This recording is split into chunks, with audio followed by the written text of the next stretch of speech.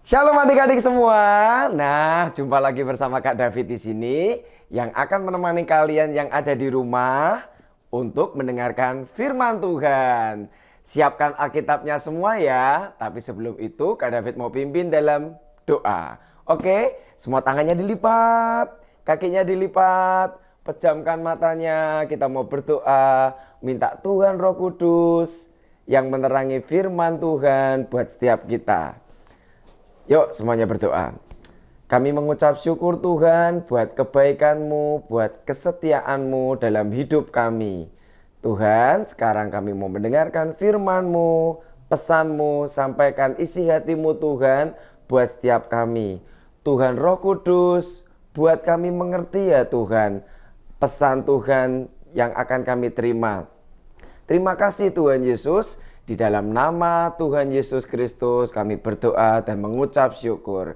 Yang percaya katakan amin. Oke, nah hari ini Kak David mau sampaikan tentang from zero to hero. Apa sih artinya Kak? From zero to hero? From zero. Nah, yang pernah belajar bahasa Inggris pasti tahu ya, zero itu artinya nol atau tidak ada apa-apanya. Dan hero itu apa?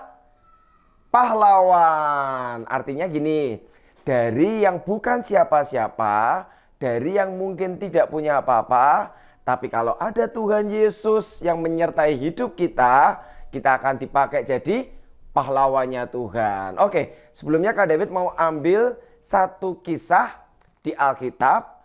Ada satu tokoh namanya Raja Nebukadnezar. Adik-adik boleh baca di Alkitab. Di Daniel 4. Kak David juga bawa Alkitab nih. Daniel itu di perjanjian lama. Nih udah ayat 1 sampai 37. Di situ judulnya Nebukadnezar meninggikan diri dan direndahkan. Apa sih meninggikan diri? Bukannya waktu itu raja-raja zaman dahulu itu orangnya tinggi-tinggi. Ngapain meninggikan diri lagi? Bukan itu ya artinya. Artinya ialah meninggikan diri itu sombong. Apa adik-adik? Sombong. Nah, Alkitab penulis Raja Nebukadnezar ini sombong dan direndahkan. Direndahkan oleh siapa? Oleh Tuhan semesta alam. Jadi ceritanya begini nih. Raja Nebukadnezar itu terkenal raja yang kaya sekali. Saking kayanya dia memiliki harta benda, pasukan, ternak, kambing, domba, dan semua yang dia miliki itu dipamerkan kepada bangsa-bangsa lain. Nah, sampai suatu kali Tuhan memperingatkan Raja Nebukadnezar lewat mimpi. Kalian kalau tidur pernah mimpi nggak sih? Kalau Kak David sering nih. Kalau kalian bagaimana? Pernah kali ya? Nah, mimpinya gimana nih? Suatu kali Raja Nebukadnezar itu bermimpi. Dia melihat suatu pohon yang tingginya itu menjulang sampai ke langit. Makin lama makin besar, makin tinggi sekali. Dan cabang-cabangnya banyak. Daunnya sangat banyak dan buahnya lebat sekali. Nah, dilihatlah waktu itu binatang-binatang itu makan di bawahnya pohon tersebut. Semua binatang di muka bumi itu makan dari buah pohon tersebut. Burung-burung di muka bumi ini hinggap di dahan atasnya itu. Nah, dari mimpi itu maka dia tanyalah kepada orang-orang pintar yang bisa mengartikan mimpinya itu. Dan dipilihlah Daniel. Nah, siapa?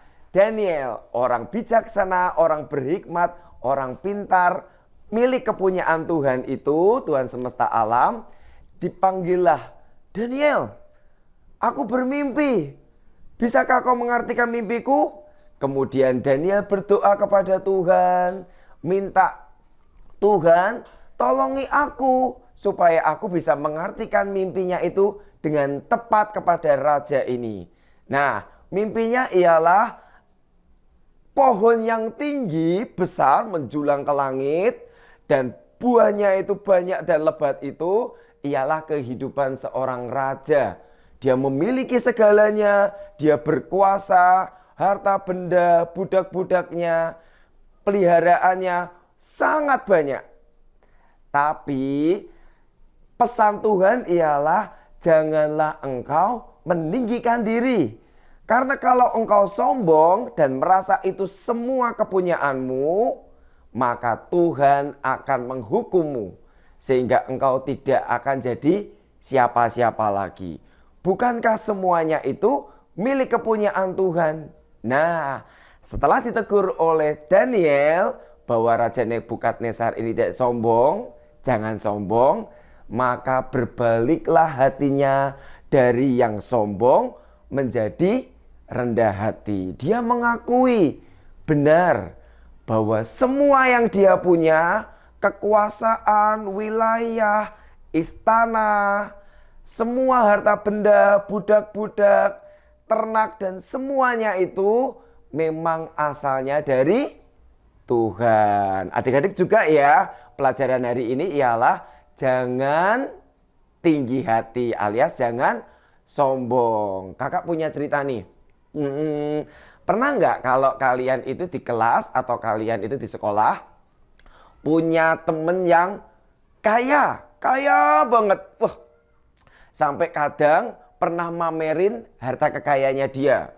Ke sekolah bawanya handphone, iPhone. Waduh, keluaran yang paling baru. Sedangkan juga ada teman kalian yang berkekurangan. Handphone aja dia nggak punya. Dia hidupnya sangat berkekurangan. Nah, pernah nggak lihat kejadian itu? Punya teman yang sangat kaya dan punya teman yang berkekurangan. Tapi firman Tuhan katakan apa? Hendaklah jangan tinggi hati. Artinya apa? Yang kaya, yang berkelimpahan itu tidak boleh sombong merendahkan teman kalian yang berkekurangan. Apaan sih? Handphone aja nggak punya. Nggak boleh gitu ya. Dan yang berkekurangan atau yang miskin tidak boleh minder. Tahu nggak minder? Minder itu menutup diri, malu-malu, nggak mau berteman sama siapapun. Itu minder. Nah, nggak boleh seperti itu. Hendaklah yang kaya maupun yang miskin, yang berkelimpahan maupun yang berkekurangan, semuanya itu menyadari bahwa asalnya itu dari Tuhan. Nah, ada satu ayat yang bagus nih, yang pas sekali dengan ceritanya Kak David tadi, yaitu di Amsal 3 ayat 6. Adik-adik boleh buka di Alkitab nih, Kak David tunggu. Amsal 3. Wah, nih. Dan ayat yang ke-6. Udah ketemu belum? Oke, Kak David mau bacain ya buat kalian ya. Dengarkan baik-baik. Amsal 3 ayat 6. Akuilah dia, dianya huruf besar ya. Dalam segala lakumu, maka ianya juga huruf besar. Ia akan meluruskan jalanmu. Artinya gimana nih? Akuilah Tuhan dalam segala lakumu, dalam apa yang kamu perbuat. Kalian lagi mendapatkan nilai yang baik waktu ulangan atau terima hasil rapot yang baik. Nah, akuilah, aku ini dapat hasil baik karena siapa? Karena Tuhan Yesus. Kalian bisa hebat dalam olahraga, dalam pelajaran, semuanya karena siapa? Karena Tuhan. Kata yang berikutnya firman Tuhan katakan, maka Tuhan akan meluruskan jalanmu.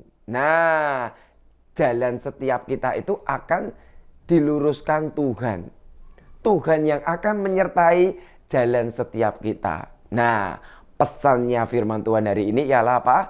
Hendaklah kita ini jangan sombong. Tuhan membenci orang yang sombong, tapi Tuhan mengasihi orang yang rendah hati. Oke, sudah nangkep ya firmannya hari ini?